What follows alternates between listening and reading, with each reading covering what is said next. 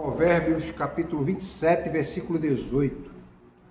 Diz assim o texto, na versão Almeida Revista Atualizada. O que trata da figueira comerá do seu fruto, e o que cuida do seu senhor será honrado.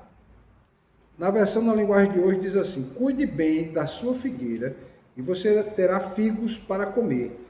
Trate bem o seu patrão, e você será recompensado. Na versão contemporânea, diz assim: se você cuidar do seu pomar, colherá muitos frutos.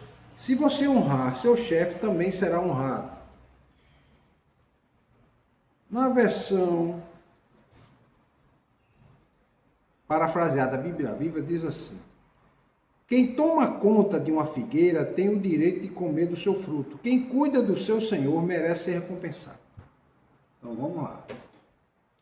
O que é que esse texto está tratando?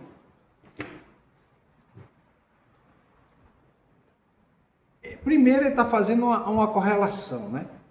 Entre cuidado com uma figueira. Se você cuida de uma figueira, você vai comer do fruto da figueira. E aquele que cuida do seu chefe, ou honra seu chefe, ou respeita o seu chefe, né? Ou, em outra linguagem, pode ser o patrão, né?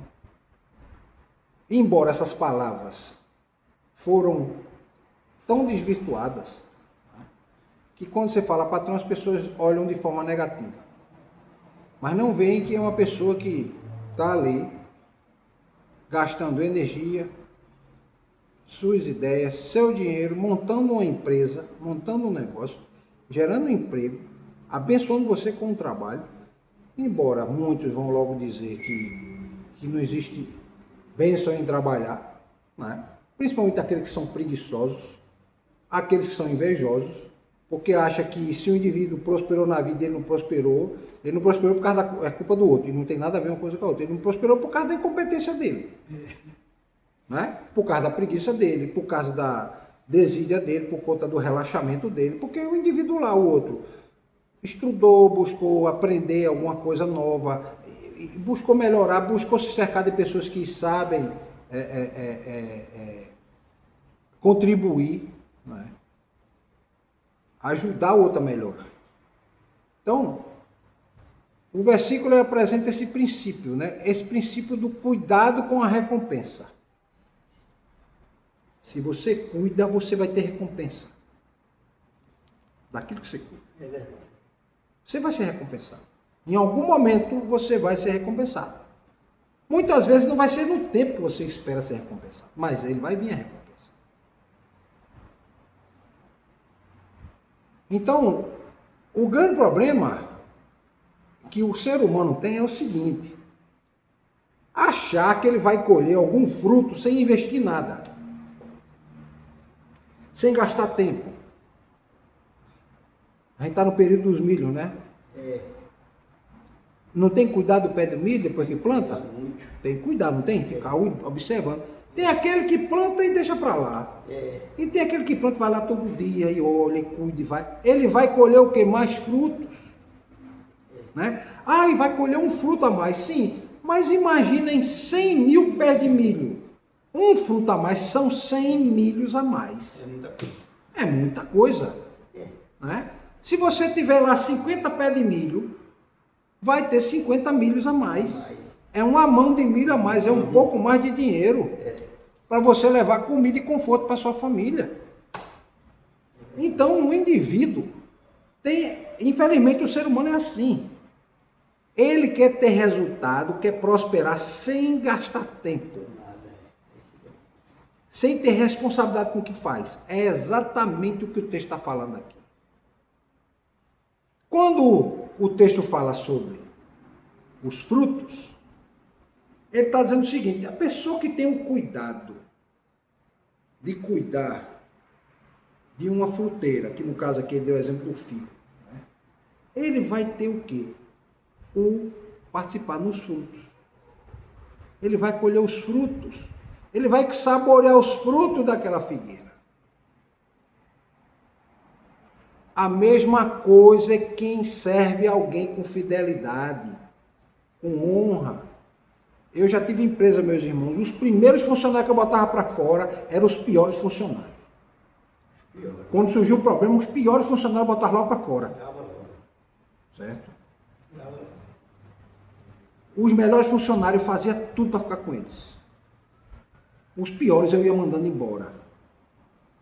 Certo? E sempre aqueles funcionários que pensam assim, o meu patrão é um que me explora. Né? Tem muitos que pensam assim. Tá? O patrão explora. Engraçado. Quem foi que conseguiu dinheiro para montar o negócio? O patrão. Como é que ele conseguiu? No meu caso, eu dava aulas e eu juntava o dinheiro das aulas que eu dava para montar o meu negócio. Ou seja, eu gastei tempo e esforço durante vários anos. Montei o meu negócio. Fui montando o negócio, fui atrás de pessoas para poder vender o meu produto e fui vendendo e fui prosperando. Aí o indivíduo olha para mim e diz, ele está prosperando porque está me explorando. Não. Não.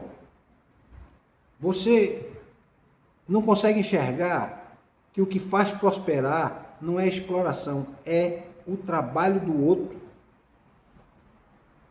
Tem gente que explora? Tem gente que explora. Mas tem gente que está ali prosperando, trabalhando, e ele está prosperando e está ajudando o outro também a prosperar.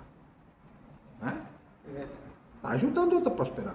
Está dando um emprego, está dando a possibilidade do indivíduo ganhar a vida honestamente. Aí tem gente que bota logo essa conversa. É exploração. Ele está sendo explorado. Exploração da mão de obra. Engraçado. Então faz o seguinte, deixa teu negócio, deixa de trabalhar, monta um próprio negócio e vai cuidar. Aí quebra. Porque ele não tem aptidão para aquilo. Porque senão todo mundo tinha empresa. Todo mundo era patrão e ninguém era empregado. Mas aqui o texto chama a atenção do quê? Que é aquela pessoa que está cultivando, que está protegendo, que está podando, que está irrigando a árvore, tá certo? E a figueira é como se fosse aqui um pé de caju, um pé de manga, não é? A figueira fazia parte da realidade deles, como pé de manga, pé de caju, faz parte da nossa realidade, como pé de coco, faz parte da nossa realidade. Eu, por exemplo, não plantei pé de coco na minha casa e eu não sabia. Plantei os pezinhos tudo perto, irmão. Um pé de azeitona, um pé de manga e um pé de coco. Foi o que aconteceu? O pé de manga ficava espantado com o pé da azeitona, o pé do coco espantando-se com o pé da manga e da azeitona, começou a curvar. E curvou de tal forma que ele ficou totalmente inclinado e crescia para o lado do vizinho. Eu tive que cortar. Porque eu não sabia. Sabendo agora, eu não vou mais plantar. O que é que eu fiz? Podei os dois pés e vou começar a podar tanto o pé de manga e o pé de caju para não se encostar um no outro, para não acontecer o que o pessoal fala, que espanta um ao outro, não é assim? Tem que plantar pelo menos de 3 a 4 metros, um pé de fruto de um para o outro. Pronto, eu plantei com uns 4 metros, só que eles cresceram muito. Pé de coco, né? Pé de coco tinha pouco. 6, 7 metros. Não, aí o pé de coco tinha menos. O pé de coco tinha uns 3 metros, 3 a 4 metros. Não, tinha uns 4, 5 metros. E a folha do pé de coco tem ela abre muito. Então, exatamente. Então, o que acontece? Ela se espantava, o pé de coco começou a inclinar. E foi inclinando e envergou. E eu não sabia, eu tive que cortar. Certo? Por quê? Não cuidei. Agora que eu estou sabendo, estou cuidando. E já sei que vai ser diferente daqui para frente. Isso. Manter ele todo sempre podado, sempre pequeno, podado, ele vai poder dar mais frutas. Quando ele quiser crescer mais, corta um pouquinho do olhinho dele em cima, para ele botar fruta. Às vezes tem um que não quer botar fruta. Corta 10 centímetros do olhinho dele em cima para ele poder começar a botar fruta. Pronto. Resultado. Esse texto fala o quê? Se você cuida, o resultado natural é colher os frutos. Comer desses frutos. Ou seja, não é uma recompensa que acontece por acaso. Você não vai ser beneficiado pelo acaso, você vai ser beneficiado como consequência do cuidado que você teve, ou seja, você participa diretamente do benefício que vai ser gerado para você. E tem gente que não pensa assim, irmã. Acha que não, eu vou fazer e eu não fazer nada e vai acontecer. Né? Deus vai trabalhar por mim. Eu vou ficar em casa deitado na rede ou na cama e Deus vai cuidar. Não, não vai. Você vai trabalhar e pela consequência do trabalho, Deus vai honrar você. Né? Deus está honrando. Por exemplo, eu caso. Eu tenho visto Deus honrando meu trabalho. Agora mesmo, eu recebi mensagem. É Deus honrando meu trabalho, porque eu sei que é a pessoa me procurando para quê? Para dar orientação, para um trabalho, para remunerar o meu trabalho e eu poder sobreviver de forma digna. Mas quantos anos, né, irmão André? Estudando, tendo experiência e poder atuar hoje com uma forma que eu atuo. Né? Esses dias mesmo eu estava conversando com um colega que é pastor, esse pastor Marco, o seu livro sobre a responsabilidade civil, todo pastor tinha que comprar, ele dizendo para mim, né? Sabe mesmo, pastor, isso porque pastor mudou meu ministério. Foi mesmo, foi. O senhor traz, os exemplos são tão claros, são tão ligados à realidade da gente, que a gente olha assim, meu Deus, eu não estava vendo isso. Eu disse, pastor, mas eu trago porque eu também sou pastor e oriento para que o pastor não tenha problema. Porque já basta os problemas que o pastor já tem. E aí você, sabendo daquele, você já evita outros. Né? Aí ele, pois é, pastor. E aí, resultado.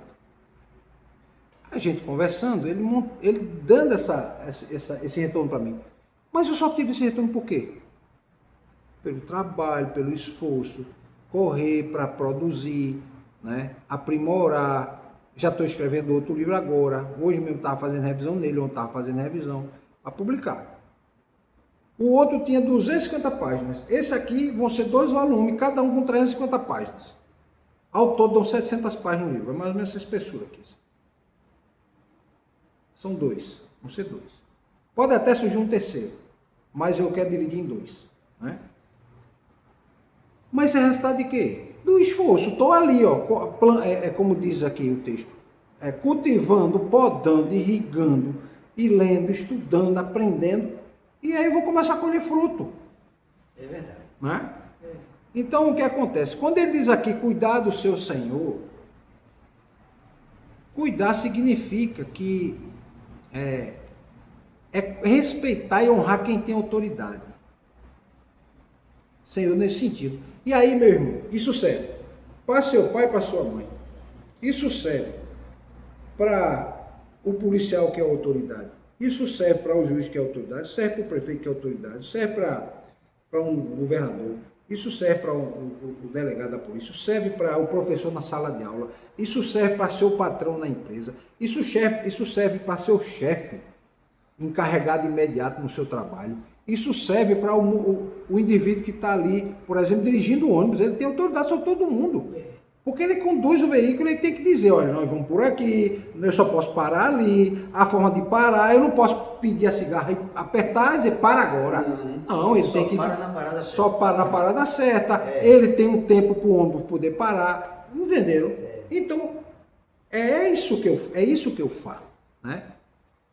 É isso que eu falo, de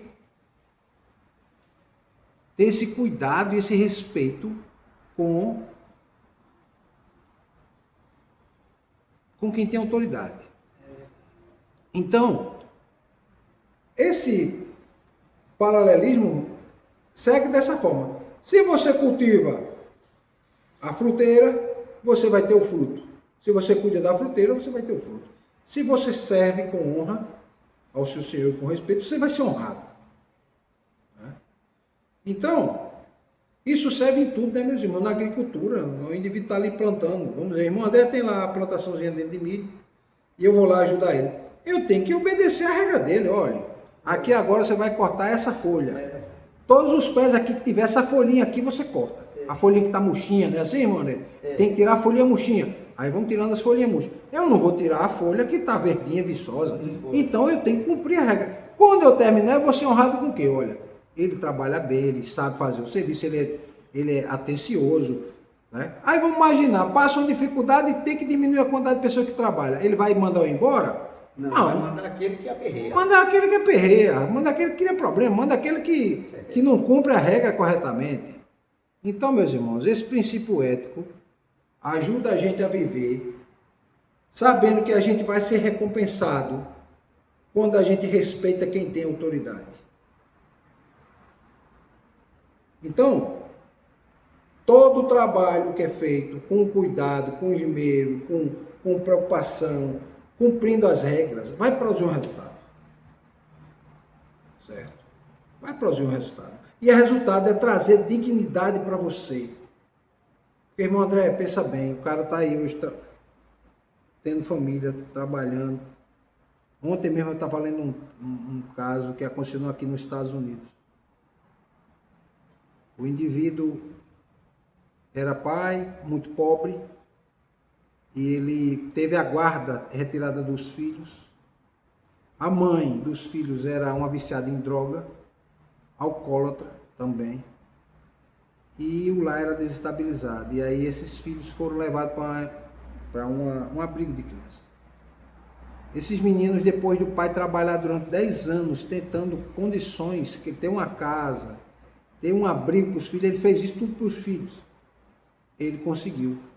E aí ele foi ao abrigo e pediu para cuidar dos filhos. A mãe já tinha morrido, ele começou a cuidar dos filhos. Só que, infelizmente, ele se cercou de uma pessoa que aparentemente ele apresentava-se uma boa pessoa, mas era uma péssima pessoa, uma péssima influência. Ele dentro de casa ensinou os filhos a cumprir regras, a respeitar os mais velhos, respeitar as autoridades, ensinando que o trabalho é quem dá dignidade para o homem. E ele trabalhava muito. E quando ele chegava em casa, cansado, aí ele fazia comida para os filhos e sentava numa cadeira e dormia. Quando ele saía durante o dia, tinha um rapaz que morava vizinho dele e que aparentava ser uma boa pessoa, mas não era. Não era. E ele confiou os filhos durante o dia, quando ia para a escola, que eles voltavam, ele ficava na casa desse rapaz. Esse rapaz aparentava, ele exatamente fazia como Satanás, era espírito de luz transfigurado, mas por dentro era podre. Esse rapaz ensinou os meninos a beberem, a usar droga e a se prostituírem. E por último ele começou a minar a autoridade do pai, dizendo que o pai não prestava, que o pai não cuidava deles, e foi fazendo a cabeça das crianças, com 10 anos. Um belo dia o pai chega, e o pai era cuidadoso, e chegou, e por influência desse enviado por Satanás, ele pegou esses 2 meninos, deu cada um pedaço de pau, um porrete, e entrou em casa e mataram o pai de porrete. Mataram o pai de porrete. E foram todos a julgamento. E quando foram presos os meninos, ficou aquela situação. Uma criança de 10 anos, outra de 11, fazer isso. E todo mundo via que o pai tinha o maior cuidado deles. O que é que esse pai fez? Aí quando os meninos foram conversar com as crianças, descobriram que o vizinho inseriu ele na bebida, na droga, na prostituição e no sexo com ele, com o próprio cara. O cara era um pedófilo. E como todo pedófilo é um desgraçado. E aí o que foi que aconteceu? Todos foram condenados, os filhos tiveram que ficar um tempo presos, 6, 7 anos. O cara pegou prisão perpétua, porque nos Estados Unidos tem lei, não é como aqui. Entendeu? O cara mata e fica solto. Não, matou, está comprovado que você matou, prisão perpétua. O problema é seu, ninguém mandou você matar. Um filho não suportou a carga do problema da consciência dele, que conseguiu perceber que o pai não era aquilo, e ele morreu. Morreu por conta de uso de droga. O outro deu um testemunho, dizendo-se arrependido completamente do que fez com o pai dele. Que ele percebeu o quanto o pai dele o amava e queria o melhor para ele. Ou seja, o pai só foi honrado depois que morreu. Né? Um indivíduo pobre que lutou para dar o melhor para os filhos e infelizmente veio um filho de Satanás e faz isso. Então o que acontece? A gente colhe o que a gente planta. No caso, esse pai não colheu o que plantou, mas ele foi honrado depois de morto. Infelizmente. era para ser honrado vivo. Né? Então, o texto diz aqui que a gente tem que ter esse cuidado. Cuidado com o que você planta.